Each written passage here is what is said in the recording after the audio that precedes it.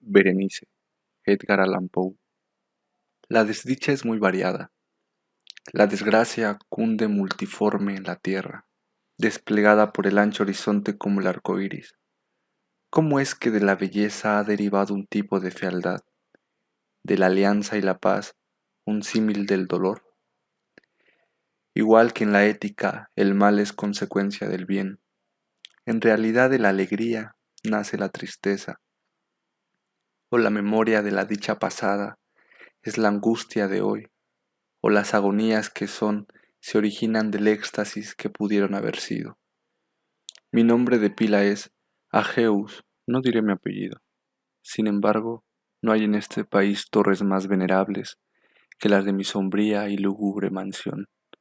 Nuestro linaje ha sido llamado raza de visionarios y en muchos sorprendentes detalles en el carácter de la mansión familiar, en los tapices de las alcobas, en los relieves de algunos pilares de la sala de armas, pero sobre todo en la galería de cuadros antiguos, en el estilo de la biblioteca y por último en la naturaleza muy peculiar de los libros. Hay elementos suficientes para justificar esta creencia. Los recuerdos de mis primeros años se relacionan con esta mansión y con sus libros, de los que ya no volveré a hablar. Allí murió mi madre, allí nací yo, pero es inútil decir que no había vivido antes, que el alma no conoce una existencia previa. ¿Lo negáis? No discutiremos este punto. Yo estoy convencido, pero no intento convencer. Sin embargo, hay un recuerdo de formas etéreas, de ojos espirituales y expresivos, de sonidos musicales y tristes, un recuerdo que no puedo imaginar, una memoria como una sombra, vaga, variable, indefinida, vacilante, y como una sombra también por la imposibilidad de librarme de ella mientras brille la luz de mi razón. En esta mansión nací yo, al despertar de repente de la larga noche de lo que parecía, sin serlo, la no existencia, a regiones de hadas, a un palacio de imaginación, a los extraños dominios del pensamiento y de la erudición monásticos. No es extraño que mirase a mi alrededor con ojos asombrados y ardientes, que malgastara mi niñez en estos libros y disipara mi juventud en ensueños. Pero sí es extraño que pasaran los años y el apogeo de la madurez me encontrara viviendo aún en la mansión de mis antepasados. Es asombrosa la parálisis que cayó sobre las fuentes de mi vida, asombrosa la inversión completa en el carácter de mis pensamientos más comunes. Las realidades del mundo terrestre me afectaron como visiones, solo como visiones, mientras las extrañas ideas del mundo de los sueños, por el contrario, se tornaron no en materia de mi existencia cotidiana, sino realmente en mi cínica y total existencia. Berenice y yo éramos primos, y crecimos juntos en la mansión de nuestros antepasados, pero crecimos de modo distinto. Yo enfermizo, envuelto en tristeza, ella ágil, graciosa, llena de fuerza. Suyos eran los paseos por la colina, míos los estudios del claustro. Yo, viviendo encerrado en mí mismo, entregado en cuerpo y alma a la intensa y penosa meditación. Ella, vagando sin preocuparse de la vida, sin pensar en las sombras del camino ni en el silencio vuelo de las horas de las alas negras. Berenice, invoco su nombre, Berenice, y ante este sonido se conmueven mil tumultuosos recuerdos de las grises ruinas. Ah, acude vívida su imagen a mí, como en sus primeros días de alegría y de dicha. Oh encantadora y fantástica belleza, oh sílfide entre los arbustos de Arnejim, oh náyade entre sus fuentes, y entonces todo es misterio y terror, y una historia que no se debe contar. La enfermedad, una enfermedad mortal, cayó sobre ella como el simún, y mientras yo la contemplaba, el espíritu del cambio la arrasó, penetrando en su mente, en sus costumbres y en su carácter, y de la forma más sutil y terrible, llegó a alterar incluso su identidad. Ay, la fuerza destructora iba y venía, y la víctima, ¿dónde estaba? Yo no la conocía, o al menos ya no la reconocía como Berenice. Entre la numerosa serie de enfermedades provocadas por aquella primera y fatal, que desencadenó una revolución tan horrible en el ser moral y físico de mi prima. Hay que mencionar como la más angustiosa y obstinada una clase de epilepsia que con frecuencia terminaba en catalepsia, estado muy parecido a la extinción de la vida, del cual, en la mayoría de los casos, se despertaba de forma brusca y repentina. Mientras tanto, mi propia enfermedad, pues me han dicho que no debería darle otro nombre, mi otra enfermedad, digo, crecía con extrema rapidez, asumiendo un carácter monomaniático, de una especie nueva y extraordinaria, que se hacía más fuerte a cada hora que pasaba, y por fin tuvo sobre mí un incomprensible ascendiente. Esta monomanía, si así tengo que llamarla, consistía en una morbosa irritabilidad, de esas propiedades de la mente que la ciencia psicológica designa con la palabra atención. Es más que probable que no me explique, pero temo, en realidad, que no haya otra forma posible de transmitir a la inteligencia del lector corriente una idea de esa nerviosa intensidad de interés con que en mi caso las facultades de meditación, por no hablar en términos técnicos, actuaban y se concentraban en la contemplación de los objetos más comunes del universo.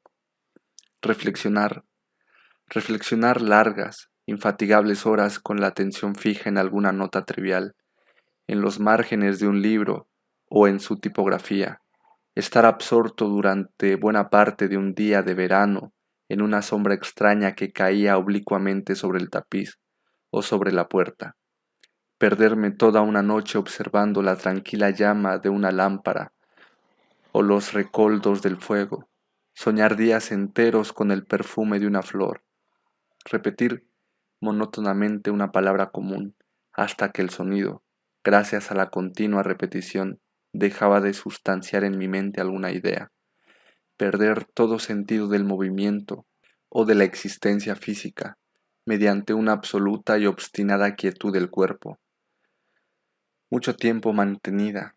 Estas eran algunas de las extravagancias más comunes y menos perniciosas provocadas por un estado de las facultades mentales. En realidad no único, pero capaz de desafiar cualquier tipo de análisis o explicación.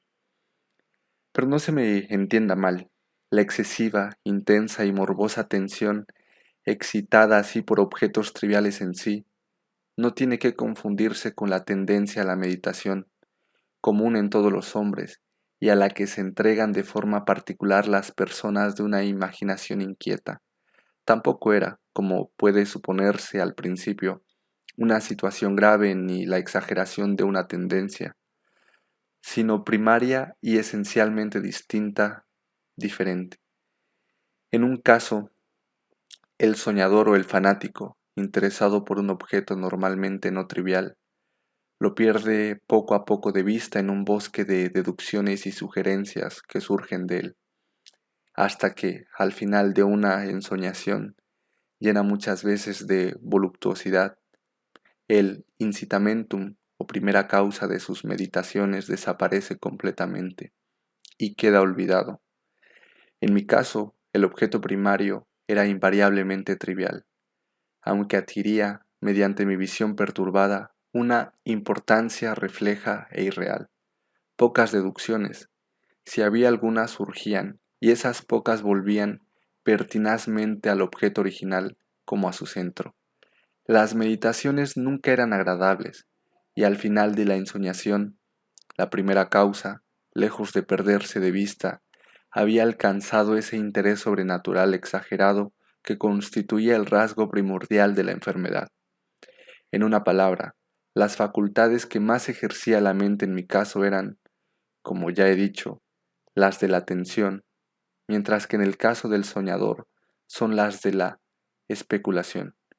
Mis libros, en esa época, si no servían realmente para aumentar el trastorno, compartían en gran medida, como se verá, por su carácter imaginativo e inconexo, las características peculiares del trastorno mismo. Puedo recordar, entre otros, el tratado del noble italiano Coelius Secundus Curio, de Amplitudine Beati Regni Dei, la grandeza del reino santo de Dios, la gran obra de San Agustín, De Civitate Dei, la ciudad de Dios, y la de Tertuliano, De Carne Christi, la carne de Cristo, cuya sentencia paradójica, mortus est Dei filius, credibili est quia, ineptum est, et sepultus resurrexit certum es, quia impossibili est, ocupó durante muchas semanas de inútil y laboriosa investigación todo mi tiempo. Así se verá que, arrancada de su equilibrio, solo por cosas triviales, mi razón se parecía a ese peñasco marino del que nos habla Ptolomeo Hefestion, que resistía firme los ataques de la violencia humana y la furia más feroz de las aguas y de los vientos, pero temblaba a simple contacto de la flor llamada asfodelo, y aunque para un observador desapercibido pudiera parecer fuera de toda duda que la alteración producida en la condición moral de Berenice por su desgraciada enfermedad me habría proporcionado muchos temas para el ejercicio de esa meditación intensa y anormal, cuya naturaleza me ha costado bastante explicar. Sin embargo, no era este el caso.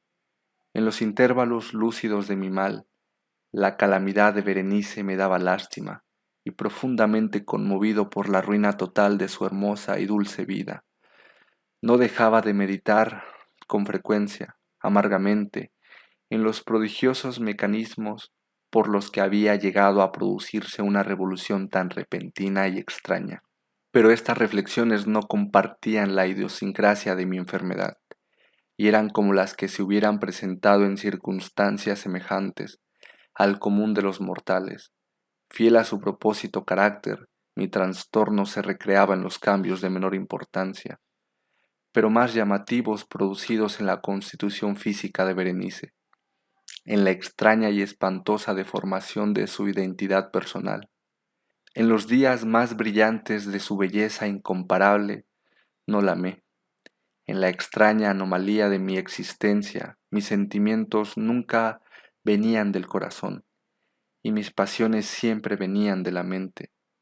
En los brumosos amaneceres, en las sombras entrelazadas del bosque al mediodía y en el silencio de mi biblioteca, por la noche ella había flotado entre mis ojos, y yo la había visto, no como la Berenice viva y palpitante, sino como la Berenice de un sueño, no como una moradora de la tierra, sino como su abstracción, no como algo para admirar, sino para analizar, no como un objeto de amor, sino como un tema de la más abstrusa aunque inconexa especulación.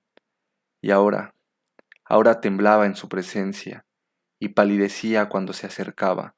Sin embargo, lamentando amargamente su decadencia y su ruina, recordé que me había amado mucho tiempo y que, en un momento aciago, le hablé de matrimonio. Y cuando por fin se acercaba la fecha de nuestro matrimonio, una tarde de invierno, en uno de esos días intempestivamente cálidos, tranquilos y brumosos, que constituyen la nodriza de la bella, estaba yo sentado, y creí encontrarme solo, en el gabinete interior de la biblioteca, y, al levantar los ojos, vi a Berenice ante mí. ¿Fue mi imaginación excitada? ¿La influencia de la atmósfera brumosa? ¿La incierta luz crepuscular del aposento? ¿Los vestidos grises que envolvían su figura los que le dieron un contorno tan vacilante e indefinido? No sabría decirlo. Ella no dijo una palabra, y yo por nada del mundo hubiera podido pronunciar una sílaba. Un escalofrío helado cruzó mi cuerpo, me oprimió una sensación de insufrible ansiedad. Una curiosidad devoradora invadió mi alma, y reclinándome en la silla, me quedé un rato sin aliento, inmóvil, con mis ojos clavados en su persona. Ay, su delgadez era extrema, y ni la menor huella de su carácter, y ni la menor huella de su ser anterior se mostraba en una sola línea del contorno. Mi ardiente mirada cayó por fin sobre su rostro. La frente era alta, muy pálida y extrañamente serena. Lo que en un tiempo fuera cabello negro, azabache, caía parcialmente sobre la frente y sombreaba las sienes hundidas con innumerables rizos de un color rubio reluciente, que contrastaban discordantes, por su matiz fantástico, con la melancolía de su rostro. Sus ojos no tenían brillo y parecían sin pupilas, y esquivé involuntariamente su mirada vidriosa para contemplar sus labios, finos y contraídos. Se entreabrieron y en una sonrisa de expresión peculiar, los dientes de la desconocida Berenice se revelaron lentamente a mis ojos. Quiera Dios que nunca los hubiera visto, o que después de verlos hubiera muerto. El golpe de una puerta al cerrarse me distrajo, y al levantar la vista descubrí que mi prima había salido del aposento, pero de los desordenados aposentos de mi cerebro. Ay, no había salido ni se podía apartar el blanco y horrible espectro de los dientes, ni una mota en su superficie, ni una sombra en el esmalte, ni una mella en sus bordes había en los dientes de esa sonrisa fugaz que no se grabara en mi memoria. Ahora los veía con más claridad que en un momento antes. Los dientes, estaban aquí y allí, y en todas partes visibles y palpables ante mí, largos, finos y excesivamente blancos, con los pálidos labios contrayéndose a su alrededor, como en el mismo instante en que habían empezado a crecer. Entonces llegó toda la furia de mi monomanía, y yo luché en vano contra su extraña e irresistible influencia. Entre los muchos objetos del mundo externo, solo pensaba en los dientes. Los anhelaba con un deseo frenético. Todas las demás preocupaciones y los demás intereses quedaron suspendidos a esa contemplación. Ellos, ellos eran los únicos que estaban presentes a mi mirada mental, y en su insustituible individualidad llegaron a ser la esencia de mi vida intelectual. Los examiné bajo todos los aspectos, los vi desde todas las perspectivas, analicé sus características, estudié sus peculiaridades, me fijé en su conformación, pensé en los cambios de su naturaleza, me estremecí al atribuirles en la imaginación un poder sensible y consciente, y, aun sin la ayuda de los labios, una capacidad de expresión moral. De Mademoiselle Sayé se ha dicho con razón que tous ses pas étaient de Mademoiselle Sayé se ha dicho con razón que tous ses pas étaient des sentiments, y de Berenice yo creía seriamente que tous ses dents étaient des idees. Des idees. Ah, este absurdo pensamiento me destruyó. Des idees. Ah, por cierto, por eso los codiciaba tan desesperadamente. Sentí que sólo su posesión me podría devolver la paz, devolviéndome la paz, devolviéndome la razón. Y la tarde cayó sobre mí, y vino la oscuridad, duró y se fue, y amaneció el nuevo día, y las brumas de una segunda noche se acumularon alrededor, y yo seguía inmóvil, sentado, en aquella habitación solitaria, y seguí sumido en la meditación, y el fantasma de los dientes mantenía su terrible dominio, como si con su claridad viva y horrible flotara entre las cambiantes luces y sombras de la habitación. Al fin irrumpió en mis sueños un grito de horror y consternación, y después, tras una pausa, el ruido de voces preocupadas mezcladas con apagados gemidos de dolor y pena. Me levanté de mi asiento y, abriendo las puertas de la biblioteca, vi en la antesala a una criada, deshecha en lágrimas, quien me dijo que Berenice ya no existía. Había sufrido un ataque de epilepsia por la mañana temprano, y ahora, al caer la noche, ya estaba preparada la tumba para recibir a su ocupante, y terminados los preparativos del entierro. Me encontré sentado en la biblioteca, y de nuevo solo. Parecía que había despertado de un sueño confuso y excitante. Sabía que era medianoche y que desde la puesta del sol Berenice estaba enterrada, pero no tenía una idea exacta, o por lo menos definida, de ese melancólico período intermedio. Sin embargo, el recuerdo de ese intervalo estaba lleno de horror, horror más horrible por ser vago, terror más terrible por ser ambiguo. Era una página espantosa de la historia de mi existencia, escrita con recuerdos siniestros, horrorosos, ininteligibles. Luché por descifrarlos, pero fue en vano. Mientras tanto, como el espíritu de un sonido lejano, un agudo y penetrante grito de mujer parecía sonar en mis oídos. Yo había hecho algo, pero ¿qué era? Me hice la pregunta en voz alta y los susurrantes ecos de la habitación me contestaron, ¿qué era? En la mesa, a mi lado, brillaba una lámpara y cerca de ella había una pequeña caja. No tenía un aspecto llamativo, y yo la había visto antes, pues pertenecía al médico de la familia. Pero, ¿cómo había llegado allí, a mi mesa? ¿Y por qué me estremecí al fijarme en ella? No merecía la pena tener en cuenta estas cosas, y por fin mis ojos cayeron sobre las páginas abiertas de un libro y sobre una frase subrayada. Eran las extrañas pero sencillas palabras del poeta Ibn Sayyad. Dicebant mihi sodales, si sepulcrum amicae visitarem curas meas aliquatulum fore levatas. ¿Por qué al leerlas se me pusieron los pelos de punta y se me heló la sangre en las venas? Sonó un suave golpe en la puerta de la biblioteca y, pálido como habitante de una tumba, un criado entró de puntillas. Había en sus ojos un espantoso terror, y me habló con una voz quebrada, ronca y muy baja. ¿Qué dijo?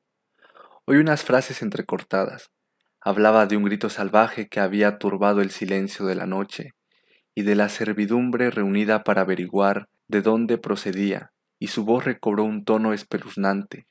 Claro, cuando habló, susurrando de una tumba profanada, de un cadáver envuelto en la mortaja y desfigurado, pero que aún respiraba, aún palpitaba, aún vivía.